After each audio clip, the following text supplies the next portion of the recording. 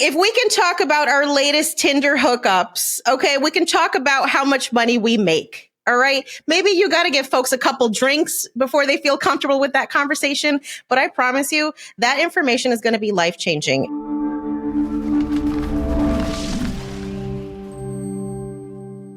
You talk about budgeting, you talk about saving, you go through the gamut of financial topics from here. But a place that we don't talk about enough, and a problem that a lot of people have, is they don't advocate for themselves. They just don't make enough money. I can't tell you the number of times when I was a financial planner, Jannese, that people were doing great with the dollars. They were doing good with the budget. And I just said, listen, this is just an income problem. Yeah. How do you begin this idea of advocating for yourself?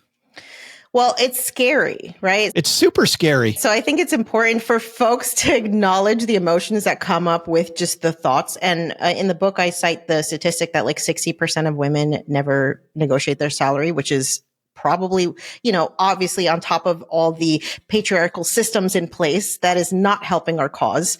So I like telling people to start small. I don't want you to think like you read the book and then you're going to walk into work and negotiate a $75,000 raise on day one.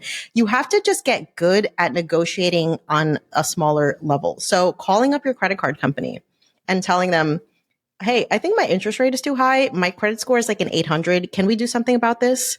Or calling up your cable company who has just sent you a notification that your rate is going to go up by 25% and ask them, can you guys keep this introductory offer that I signed up for? Because if not, I'm just going to go to another provider, right? Like when you get comfortable just advocating for yourself on those small ways, it's something that permeates the rest of your life. And I even find too, people that get good at that conversation of just like confronting something and asking for what they deserve, they also apply that to like relationships and just all different types of aspects of your life that will improve overall when you have this skill set. Man, I am so bad at that. Like just, there's a ton of cultural stuff in your book and just my Midwest, West Michigan, nice Dutch boy background is like, yeah, you don't make those waves. You don't ask for that. Why do you think you're special, Joe? Why do you think you're special? Why should you get it and other people can't get it? Well, I think at the end of the day, you have to realize you have to be your own best advocate, right? And so if you're not able to speak up for yourself and be your own biggest cheerleader and be able to tell people like why it is that you deserve what you deserve, you cannot expect anyone else to do that work for you. This is obviously really important at work, and you've got a method to use to talk yourself up for people that they're afraid they're going to drone on too long. We all know that person at work, right? Who walks in with their peacock feathers out every day and you're like, oh God, not again. Well, hell, you and I in our virtual work, we see this online. You call this the STAR method. Yes. And I kind of like this because it's very, very to the point. Walk us through this. How does the STAR method of advocating for yourself at work? Okay, so STAR is a method that I actually learned at work.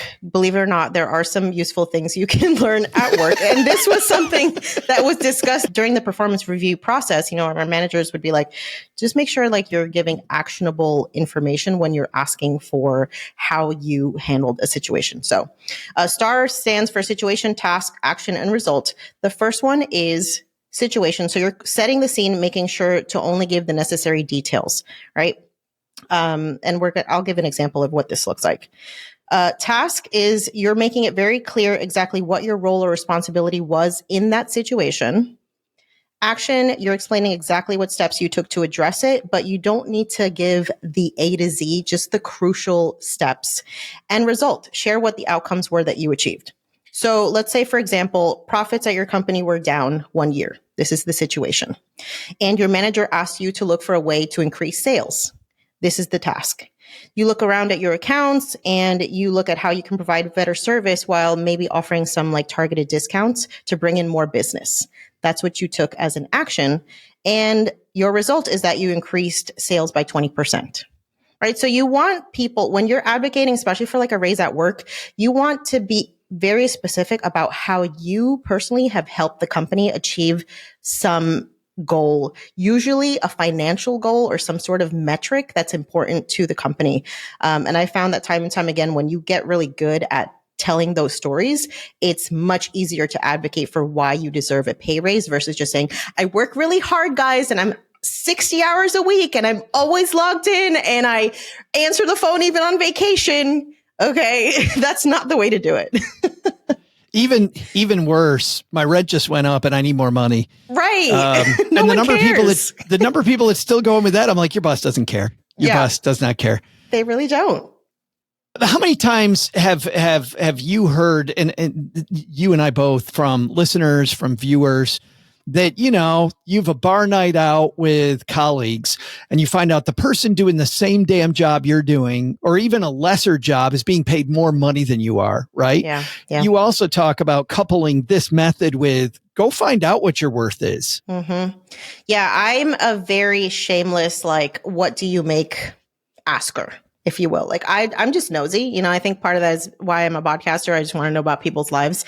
But gives you an excuse. For me, I'm just like, if we can talk about our latest Tinder hookups, okay, we can talk about how much money we make. All right. Maybe you got to give folks a couple drinks before they feel comfortable with that conversation. But I promise you that information is going to be life changing. And let's say you don't have people in your circle who are also in your career field. This is the power of LinkedIn and networking and going to in-person events.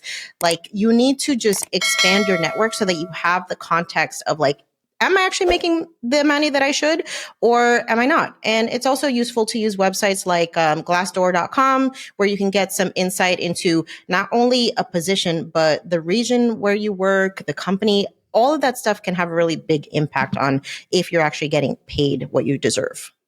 It's so invaluable if you're like, I'm at the low end of my pay range, and then you use the STAR method to talk about what you actually did to impact results. What a 1-2 punch. Well, and I think also it's okay to leave your job too if you're not getting what you need from a salary perspective. One of the things that I was told as a kid was like, you don't leave a job. Like, once you're there, you stay there. Me too. And I've had family members who've worked at the same place for 40, 50 years, and that's where they retire from since the age of 18. That for me is not the way to go. Loyalty does not pay for the most part, usually in the corporate environment. And I've had 10, 15, 20, 25% pay raises from job hopping. I'm not saying like every 6 months get a new job, because then that kind of makes you look a little bit like a flight risk. But every 2 to 3 years, once you've gotten good at your job, and if you feel like you're not growing and you don't have that potential to earn more, it's time to start putting out some feelers out there and figure out if there's somewhere else to go. I love the phrase flight risk in that context. Like, somebody's got to watch Jannese, because at break, I think she's bolting. Like, she's out the door. Clearly, I just saw her working on her resume at lunch. She's ready to go. She's gone.